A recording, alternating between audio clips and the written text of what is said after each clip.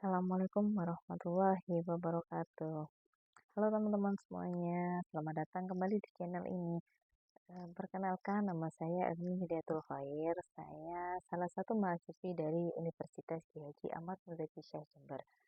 Nah, pada kesempatan kali ini saya akan membahas materi tentang tripologi dan pola pikir aliran ilmu kalam.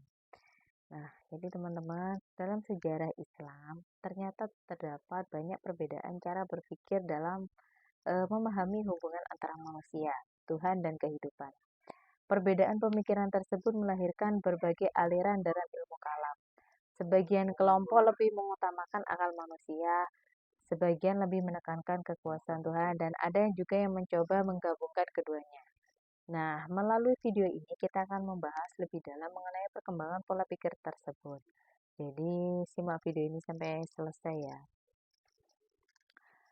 Oke, di pembahasan yang pertama kita akan bahas apa definisi dan sejarah singkat lahirnya ilmu kalam. Jadi teman-teman, ilmu kalam adalah ilmu yang membahas tentang akidah, ketuhanan, dan persoalan keimanan dalam Islam dengan menggunakan dalil Al-Quran, hadis, dan akal pikiran. Jadi ilmu kalam digunakan untuk menjelaskan dan mempertahankan ajaran Islam dari berbagai perdebatan pemikiran yang muncul di masyarakat. Nah, istilah kalam sendiri berarti perkataan atau pembicaraan. Nama ini muncul karena pada masa awal Islam banyak perdebatan mengenai kalam Allah atau firman Allah. Sejarah lahirnya ilmu kalam dimulai setelah wafatnya Nabi Muhammad SAW. Pada masa itu umat Islam mulai menghadapi berbagai persoalan, baik politik maupun keagamaan. Awalnya perdebatan muncul karena masalah kepemimpinan atau siapa yang berhak menjadi khalifah setelah Nabi wafat. Namun lama-kelamaan persoalan tersebut berkembang menjadi masalah teologi atau akidah. Nah, beberapa faktor lahirnya ilmu kalam antara lain yang pertama yaitu konflik politik dalam umat Islam, dan yang kedua perbedaan penafsiran ayat Al-Quran, yang ketiga pengaruh filsafat Yunani, dan yang keempat berkembangnya pemikiran rasional di dunia Islam. Nah, dari sinilah muncul berbagai aliran dalam ilmu kalam dengan pola pikir yang berbeda-beda. Oke, pembahasan yang kedua yaitu apa saja aliran-aliran besar dalam sejarah pemikiran Islam dan apa pokok pemikirannya. Nah, teman-teman, dalam sejarah pemikiran Islam terdapat beberapa aliran besar yang memiliki pandangan berbeda mengenai manusia, Tuhan, dan kehidupan. Yang pertama yaitu Khawarij. Khawarij merupakan salah satu aliran pertama dalam sejarah Islam.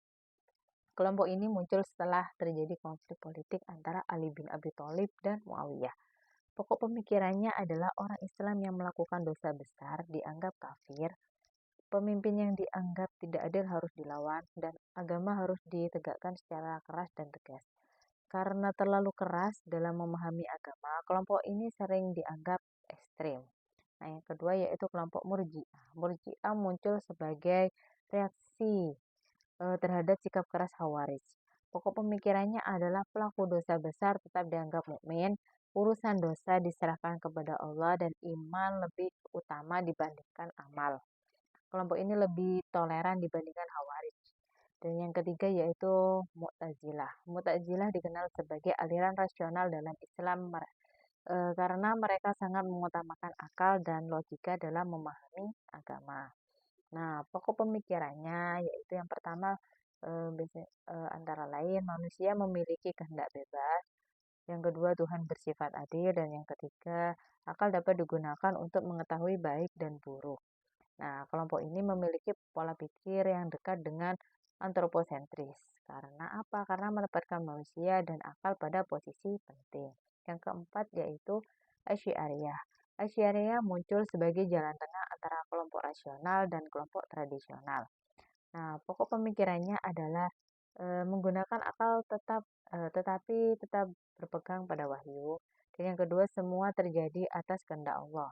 Dan yang ketiga yaitu manusia tetap memiliki usaha, tapi kekuasaan Tuhan tetap mutlak. Aliran ini kemudian menjadi salah satu aliran terbesar dalam Ahlus Sunnah wal Jamaah. Dan yang kelima yaitu Maturidiyah. Maturidiyah hampir sama dengan Asy'ariyah, tetapi lebih memberikan ruang kepada akal manusia. Pokok pemikirannya adalah manusia dapat memahami sebagian kebaikan dan keburukan melalui akal, tetapi wahyu tetap menjadi pedoman utama.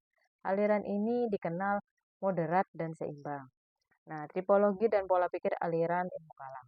Selain aliran-aliran besar tadi dalam perkembangan pemikiran Islam juga dikenal beberapa pola pikir utama. Yang pertama, aliran antroposentris. Antroposentris berasal dari kata antropos yang berarti manusia. Pola pikir ini menjadikan manusia sebagai pusat utama. Akal manusia dianggap sangat penting dalam menentukan kebenaran dan tindakan. Kelebihannya adalah mendorong manusia berpikir kritis dan menghargai ilmu pengetahuan. Namun, jika berlebihan, manusia bisa terlalu mengandalkan akal dan melupakan petunjuk Tuhan. Seperti itu. Dan yang kedua, aliran teosentris. Teosentris berasal dari kata theos yang berarti Tuhan. Pola pikir ini menjadikan Tuhan sebagai pusat segala sesuatu. Semua yang terjadi diyakini berada dalam kehendak Allah. Kelebihannya adalah membentuk sikap tawakal dan rendah hati. Namun jika dipahami secara berlebihan bisa membuat seseorang menjadi pasif. Dan yang ketiga yaitu aliran konvergensi atau sintesis. Aliran ini merupakan gabungan antara antroposentris dan teosentris. Manusia tetap harus berusaha dan menggunakan akal, tetapi hasil akhirnya tetap berada dalam ketentuan Allah SWT. Pola pikir ini dianggap lebih seimbang karena apa? Karena mengajarkan ikhtiar sekaligus tawakal. Dan yang keempat yaitu aliran nihilisme. Aliran nihilisme adalah pandangan yang menganggap hidup tidak memiliki makna atau tujuan yang pasti.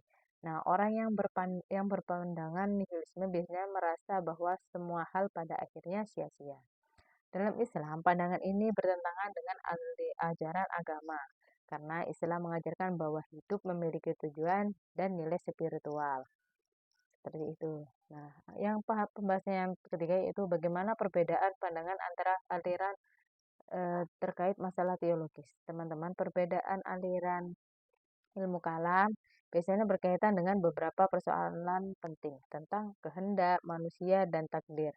Mu'tazilah menganggap manusia memiliki kebebasan memilih dan bertanggung jawab penuh atas tindakannya. Jabariyah menganggap manusia tidak memiliki kebebasan karena semua sudah ditentukan Tuhan. Asy'ariyah mengambil jalan tengah. Manusia berusaha tetapi hasil akhirnya tetap dalam kehendak Allah. Tentang pelaku dosa besar, Khawarij. Pelaku dosa besar dianggap kafir. Murji'ah, pelaku dosa besar tetap mukmin dan urusannya diserahkan kepada Allah. Dan yang ketiga, Mu'tazilah, pelaku dosa besar berada di posisi tengah, bukan mukmin dan bukan kafir. Dan yang keempat tentang peran akal. Mu'tazilah sangat mengutamakan akal dan logika. Asy'ariyah menggunakan akal tetapi tetap mengutamakan wahyu. Kelompok tradisional lebih berpegang pada Al-Quran dan hadis. Nah, jadi teman-teman, ilmu kalam adalah ilmu yang membahas persoalan akidah dan ketuhanan dalam Islam. Ilmu ini lahir karena adanya konflik politik, perbedaan penafsiran agama, dan perkembangan pemikiran dalam dunia Islam. Dalam perkembangannya muncul berbagai aliran dengan pola pikir yang berbeda-beda seperti Khawarij, Murji'ah dan Mu'tazilah, Asy'ariyah dan Maturidiyah. Selain itu terdapat juga pola pikir antroposentris, teosentris, konvergensi atau sintesis dan nihilisme. Perbedaan antara aliran terutama terletak pada persoalan kehendak manusia, takdir Tuhan, dosa besar, dan peran akal dalam memahami agama. Walaupun berbeda, semua aliran tersebut menunjukkan bahwa manusia selalu berusaha memahami hubungan antara Tuhan, manusia, dan kehidupan. Baik teman-teman, mungkin itu saja pembahasan kita kali ini tentang tripologi dan pola pikir aliran ilmu kalam. Semoga materi ini dapat menambah wawasan dan membantu kita memahami sejarah pemikiran Islam dengan lebih baik. Jika ada kekurangan dalam penyampaian, saya mohon maaf yang sebesar-besarnya. Jangan lupa untuk like dan komen dan share video ini ke teman-teman kalian. Terima kasih sudah menonton sampai akhir. Wassalamualaikum warahmatullahi wabarakatuh.